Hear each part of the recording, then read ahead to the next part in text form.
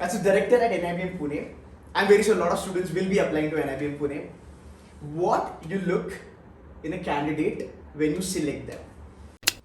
What would you advise to the youngsters if they start their career today, 10 years down the line, if they want to be at the C-suite level, which is CXO level, what sort of qualities they should imbibe in themselves, which will help them to get to that level?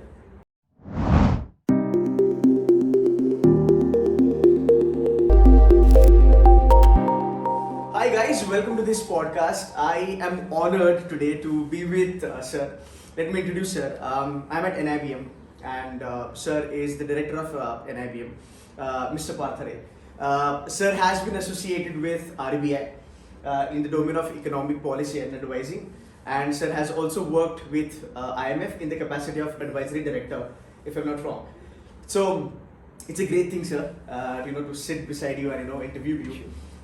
So we would love to understand that you have spent so much of time in finance.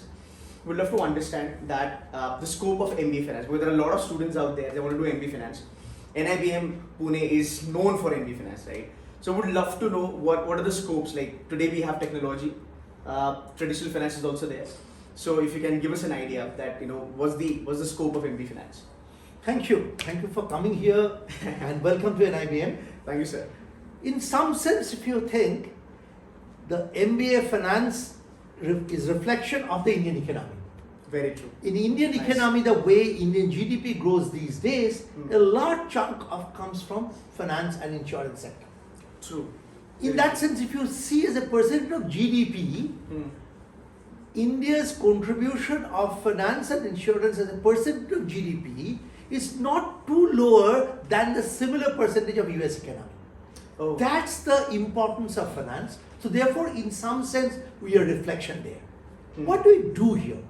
We essentially take the fresh graduates as our raw material. If you talk, this is a teaching factory or as an academic factory, what we do, we transform them into human capital.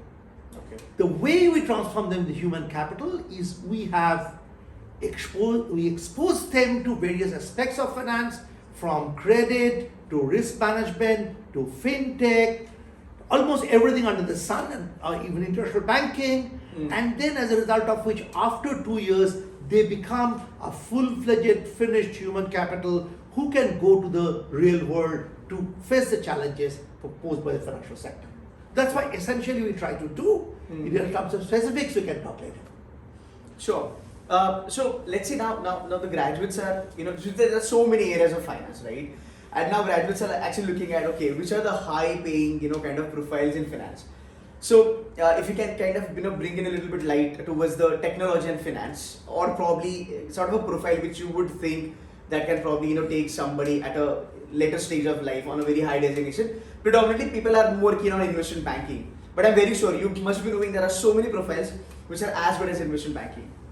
In some sense, irrespective of their area of specialization, banks are slowly becoming technology companies. True, very true. End of the day, what Bill Gates have said, banks have become technology companies. Yes, sir. So in that sense, what we try to do is don't treat technology as a specific to fintech.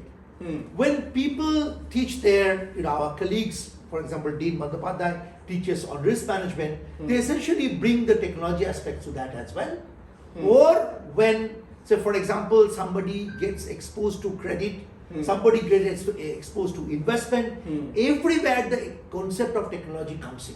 Okay. In particular, we are quite well versed with the technology issues, and that's reflected in our placement as well.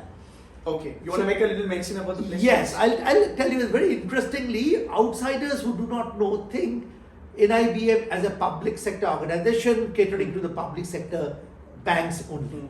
Nothing could be further from truth. On the contrary, the people who come here are private sector banks, foreign banks, fintech companies, consulting firms, and all other things as well. Okay. Payments bank, all other things as well. So what we offer is holistically with an emphasis on tech. The end of the day, they become, as I said earlier, finished human capital who can handle the real challenges of financial sector. Fine. So, a lot of time, students do ask me, like, there are students with non-engineering background, predominantly chartered accountants or CFA. Is it possible for them to cope with the technology part? Like, Absolutely. okay. Absolutely. That's how. If they're unable to cope, that we feel that is our deficiency. Okay. When the students come in, everybody is on par because they come via certain processes of examination. So end of the day, they come here, we start from basics, but then we shoot up from there. Okay. So people do their specialization, but of course they understand the basics, the way things are moved. To give an illustration, suppose somebody does very, very high frequency finance. Somebody needs to know basics of cloud computing, basics of packages like R. So those they have to get exposed to this. But end of the day, what generically called a bank manager is known for his technological knowledge, his or her technology knowledge, as well as his capability as a manager. So we teach them both. We teach them banking, both as a technical expertise, but as they move up, more and more certain other skills also become necessary. So we teach all of them, like HR, like marketing, we teach these things as well. Fantastic. Fantastic.